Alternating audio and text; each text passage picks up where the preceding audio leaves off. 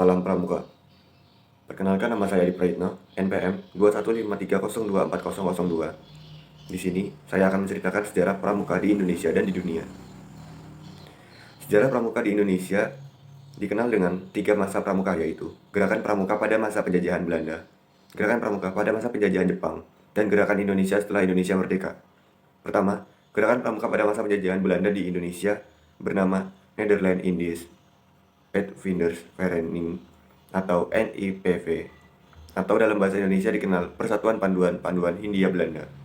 Setelah Sumpah Pemuda, kegiatan pramuka semakin digemari sehingga terbentuknya Panduan Pemuda Sumatera pada tahun 1930-an, dan pada tahun 1931 berdirinya Persatuan Antar Pandu Indonesia. Kemudian tahun 1936 berubah nama menjadi Badan Pusat Persaudaraan Kepanduan Indonesia atau BPPKI. BPPKI melakukan kegiatan Perkino menjadi cikal bakal pelaksanaan kegiatan Jambor hingga sekarang. Pada saat penjajahan Jepang, gerakan pramuka masih berjalan dan masih bisa bertahan. Namun di saat Jepang menyerang kepada Belanda, banyak tokoh kepanduan Indonesia yang ditarik masuk ke Ibondan, Peta, dan Seinendan. Berbahaya karena dapat meningkatkan persatuan dan kesatuan rakyat. Hal itu tidak menyurutkan tekad kepanduan Indonesia untuk menjalankan Perkino II dalam memperjuangkan kemerdekaan bangsa Indonesia dalam mengusir tentara Jepang. Setelah kemerdekaan Indonesia, tanggal 28 Desember 1945, didirikan organisasi Panduan Rakyat Indonesia di Solo yang menjadi wadah kepanduan di seluruh Indonesia.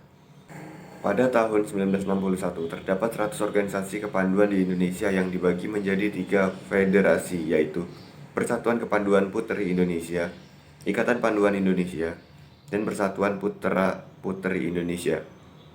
Pada tanggal 14 Agustus 1961, Gerakan Pramuka diperkenalkan secara resmi kepada seluruh masyarakat sehingga pada hari itu diperingati sebagai Hari Pramuka setiap tanggal 14 Agustus. Lalu, sejarah pramuka di dunia.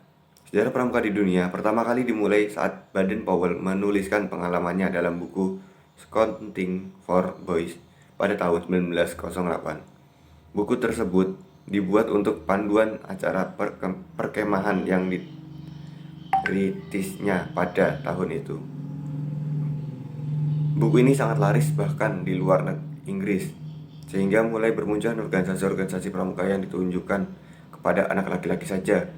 Pada tahun 1912, Baden-Powell bersama adik perempuannya, Agnes, mendirikan organisasi pramuka untuk wanita bernama Girguides.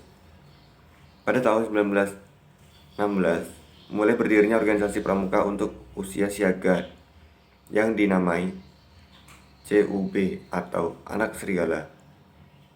Dan pada tahun 1918, kemudian berdiri organisasi Rover Scout yang ditujukan untuk kelompok remaja berusia 17 tahun. Baden-Powell kembali mempublikasikan bukunya Rovering to Success pada tahun 1922 yang berbicara tentang seorang pemuda yang mendayung perahu sampahnya menuju pantai kebahagiaan. Tepatnya pada tanggal 30 Juli sampai 18 Agustus 1920 di Olympus Hill, London, kegiatan Jambor Dunia pertama kali diadakan dan diikuti sebanyak 800 peserta dari 34 negara dalam kegiatan tersebut. Pada akhirnya, Baden-Powell dinobatkan sebagai Bapak Pandu Sedunia. Sekian video dari saya. Jika ada salah kata, saya mohon maaf. Pada Allah saya mohon ampun. Saya akhiri. Wabillahi taufiq wal hidayah. Wassalamualaikum warahmatullahi wabarakatuh.